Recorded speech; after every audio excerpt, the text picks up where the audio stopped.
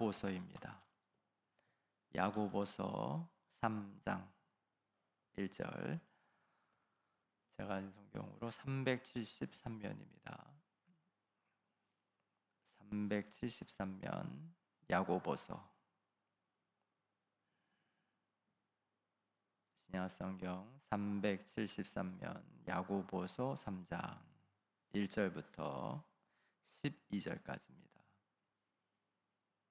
야고보서 3장 1절부터 12절 함께 한 목소리로. 내 형제들아, 너희는 선생된 우리가 더 큰 심판을 받을 줄 알고 선생이 많이 되지 말라. 우리가 다 실수가 많으니 만일 말에 실수가 없는 자라면 곧 온전한 사람이라 능히 온 몸도 굴레 씌우리라. 우리가 말들의 입에 재갈 물리는 것은 우리에게 순종하게 하려고 그 온몸을 제어하는 것이라. 또 배를 보라. 그렇게 크고 광풍에 밀려가는 것들을 지극히 작은 키로서 사공의 뜻대로 운행하나니 이와 같이 혀도 작은 지체로되 큰 것을 자랑하도다. 보라, 얼마나 작은 불이 얼마나 많은 나무를 태우는가. 혀는 곧 불이요 불의 세계라. 혀는 우리 지체 중에서 온몸을 더럽히고 삶의 수레바퀴를 불사르나니 그 사르는 것이 지옥불에서 나느니라. 여러 종류의 짐승과 새와 벌레와 바다의 생물은 다 사람이 길들일 수 있고 길들여 왔거니와 혀는 능히 길들일 사람이 없나니 쉬지 아니하는 악이요 죽이는 독이 가득한 것이라. 이것으로 우리가 주 아버지를 찬송하고 또 이것으로 하나님의 형상대로 지음을 받은 사람을 저주하나니 한 입에서 찬송과 저주가 나오는도다. 내 형제들아, 이것이 마땅하지 아니하니라. 샘이 한 구멍으로 어찌 단물과 쓴물을 내겠느냐. 내 형제들아, 어찌 무화과 나무가 감람 열매를 포도나무가 무화과를 맺겠느냐. 이와 같이 짠물이 단물을 내지 못하느니라. 아멘. 기도하십니다. 하나님, 오늘도 예수 앞에, 예수 안에, 또 예수를 위하여 또 이 전에 또 예배하게 하시니 감사합니다. 부족한 종은 십자가 뒤에 감추시고 오늘도 우리의 이 하루를, 우리의 인생을 창조하는 주의 말씀이 오늘도 우리의 심령에, 우리의 귓가에 들려오게 하옵소서. 주님 친히 말하실 줄 믿사옵고 예수님의 이름으로 기도드립니다. 아멘.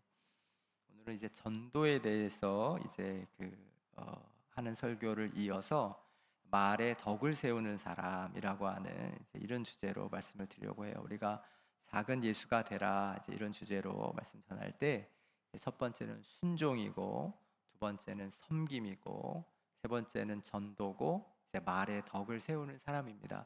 근데 이 주제가 다 연결되어 있다 그렇게 말씀드렸죠. 그래서 우리가 하나님의 말씀에 순종하는, 예수님을 따라가는 삶을 살아갈 때 섬기는 사람, 왜냐하면 예수님이 섬기는 사람으로 우리 가운데 있으시기 때문에 우리가 다 섬기는 종이다 그렇게 말할 때에 전도는 하나님이 전도하시죠. 하나님이 사람들을 구원하시는 일을 이제 태초부터 에덴 동산에서 인간이 타락한 이후로부터 하나님이 사람들을 구원하시는 일을 하시기 때문에 저희들이 그 일에 참여하는 거예요. 그렇게 이제 전도를 정의했습니다.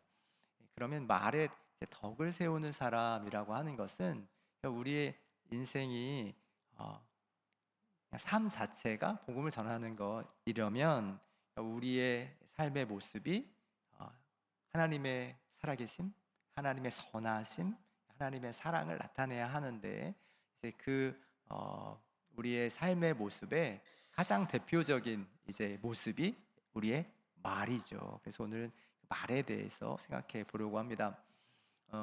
최근의 조사에 한국인들이 13,000단어를 하루에 말한다고 해요. 보통 이제 여자가 좀 더 많이 말하고 남자가 좀 적게 말하는데 13,000. 2000년대의 그 조사에는 16,000단어였대요. 근데 그 한 20년 사이에 3,000단어가 줄었답니다. 그 이유는 스마트폰. 네, 맞아요.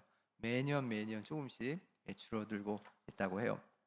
어쨌든 말은 엄청 중요한 도구죠. 우리가 사람과 관계를 맺는 도구이고 또 일을 하는 도구이기도 하고 또 사회를 만들어가는 그런 도구이기도 하고 말은 엄청나게 우리의 인생에 중요합니다. 왜 말이 중요한가 생각해 보면 창세기 1장 1절에 하나님이 세상을 창조하실 때 말씀으로 창조하시죠. 그러니까 그 말에 능력이 있는 것입니다. 그래서 그 말이 우리의 삶도 만들어간다 이렇게 말할 수 있어요. 제가 이제 인상 깊었던 그런 이제 글 가운데 미국의 어떤 이제 심리학자가 이런 실험을 했대요. 여러분도 들어보셨을 수 있는데요. 이제 강의실에 학생들을 이렇게 모아놓고 한 그룹에게는 30, 이 실험은 30문장을 이제 만드는 실험인데, 그런데 이제 한 그룹에는 어떤 이제 제시어를 줬냐면 노인과 관련되어 있는 뭐 은퇴, 뭐 연금, 뭐 치매, 뭐 외로움, 뭐 이런 단어들을 주면서 문장을 만들게 하고, 이제 한 그룹은 그런 단어들을 제외하고 이제 일반적인 단어로 문장을 만들게 했대요. 근데 이 실험의 핵심은 뭐냐면 30문장을 만든 다음에 그 강의실 문 밖에 나가서 그 엘리베이터까지 걸어가는 10m의 거리를 몇 초에 걸어가는가를 재는 거예요. 그런데 그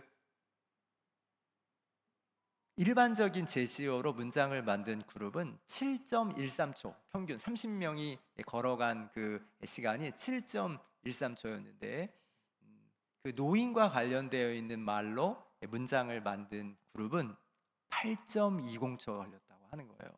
그러니까 사람이 어떤 말을 듣느냐가 그들의 행동에 영향을 준다, 그런 보고를 하게 된 것입니다. 그러므로 우리가 어떤 말을 하는가라고 하는 것은 우리의 인생을 만든다, 그렇게 말할 수 있죠. 그런데 문제는 사람이 아담과 하와의 죄악 이후에 우리의 말이 변하게 되었다고 하는 거죠. 그것이 오늘 5절과 6절에 있죠. 한번 읽어보겠습니다. 시작.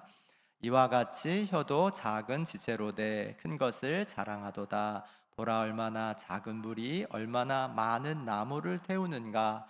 혀는 곧 불이요 불의의 세계라. 혀는 우리 지체 중에서 온몸을 더럽히며 삶의 수레바퀴를 불사르나니 그 사르는 것이 지옥불에서 나느니라. 우리 가데스 바네아의 정탐꾼 이야기를 살펴보면은 그 이야기 가운데 참 무서운 얘기가 나오죠. 정탐꾼들의 부정적인 보고를 가지고 모세와 아론을 원망하면서 우리가 차라리 애굽에서 죽었으면 좋겠다, 우리가 이 광야에서 죽었으면 더 좋았겠다, 이제 이렇게 말할 때에 하나님이 어떻게 말씀하세요? 민수기 14장에 내 귀에 들린 대로 행하리라, 그렇게 말씀하시죠. 그러니까 우리가 우리의 말을 얼마나 잘해야 하는가라고 하는 것을, 우리의 말의 실수와 우리의 잘못된 말이 얼마나 지옥불과 같은 그런 일들을 이루는가 생각하게 되는 거죠. 우리가 부부싸움을 할 때도 이렇게 보면 요 말을 해야 될까? 이렇게 생각하죠. 그러다가 참으면 평화가 찾아오고, 저만 그런 것 같아요.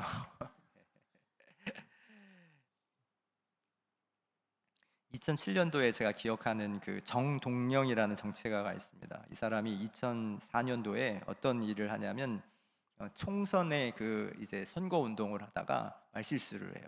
그게 뭐냐면 젊은 층이 이제 민주당을 지지하니까 이제 젊은 층이 투표하러 나와야 된다, 이제 이걸 강조하다가 뭐라고 말했어요?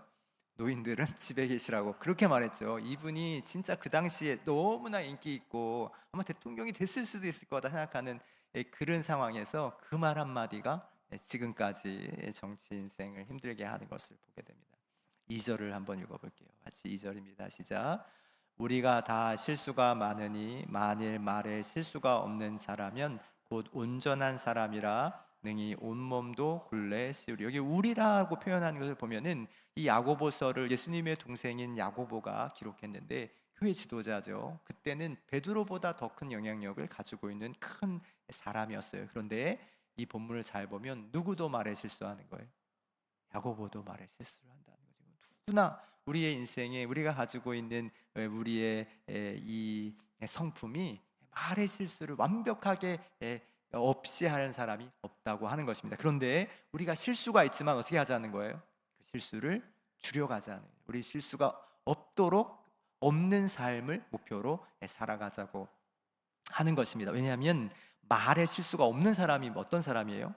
여기 본문에 보면 온전한 사람이다 이렇게 되어 있습니다. 이 온전하다라고 하는 말이 목표를 이루다라고 말씀드렸죠. 목적을 이루는 거. 어떤 목적이죠? 하나님이 우리를 부르셔서 우리를 복의 근원되게 하셨죠. 우리가 믿음의 조상 아브라함의 이야기를 살펴보면 너는 본토 친척 아비의 집을 떠나 내가 너에게 지시할 땅으로 가라. 그 본문의 핵심은 너는 복이 될지라. 우리 옛날 개역 한글 성경에는 복의 근원이 될지라. 그래서 너를 통해서 내가 너를 축복하는 사람을 축복하고 너를 저주하는 사람은 내가 저주할 거야. 그렇게 하나님 말씀하시면서 우리를 복의 근원된 사람이 되게 하시는 것입니다. 그래서 온전한 사람, 우리가 목적을 이루어가는 우리의 인생에서 누군가를 축복하고 그 사람이 복을 받도록 위로하고 격려하고 칭찬하고 또 돌봐주는 그런 복의 말이 우리의 입에서 나와야 한다고 하는 거예요. 어떤 말을 해야 될까 묵상해 보다가 제가 이 말씀 함께 찾고 함께 오늘 기도하기 원하는데요. 민수기 6장에 있는 말씀입니다. 민수기 6장 23절. 이 말씀은 이제 그 제사의 제도를 만들면서 제사장에게 아론의 후손들에게 너희는 이렇게 백성들을 축복해라 그렇게 말할 때에 나오는 본문인데 민수기 6장입니다. 민수기 6장 23절. 우리가 이 말씀 묵상하면서 우리도 이렇게 사람들을 축복하는 축복의 사람들 되기를 원합니다. 민수기 6장 23절부터 26절입니다. 같이 한 목소리로 시작. 아론과 그의 아들들에게 말하여 이르기를 너희는 이스라엘 자손을 위하여 이렇게 축복하여 이르되 여호와는 내게 복을 주시고 너를 지키시기를 원하며 여호와는 그의 얼굴을 내게 비추사 은혜 베푸시기를 원하며 여호와는 그 얼굴을 내게로 향하여 드사 평강 주시기를 원하노라 할지니라 하라. 우리 24절부터 26절 다시 한번 읽읍시다.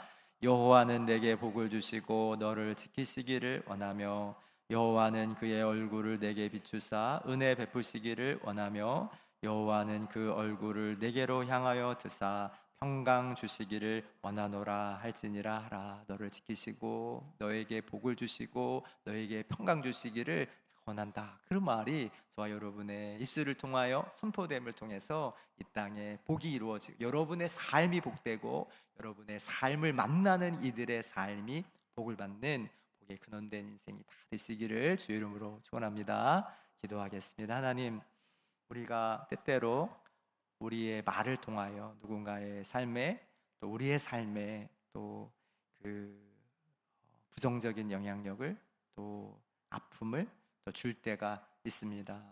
말이 온전한 자가 온전한 사람이라고 하는 것. 오늘도 우리의 말의 목적이 하나님과 같이 축복을 주고 또 지키시기를 또 은혜 베푸시기를 또 평강 주시기를 그렇게 원하시는 주의 입술, 주의 말씀이 우리의 입술을 통해 선포되게 하옵소서. 그렇게 복의 근원된 하루하루를 살아서 우리의 영혼이 잘된 같이 범사가 잘되고 강건한 복이 오늘도 빛과 같이 소금과 같이 이 땅에 우리가 만나는 사람들의 인생 가운데에 흘러가는 복의 근원으로 이 하루도 우리 평생을 살게 하옵소서. 예수님의 귀하신 이름으로 기도드립니다.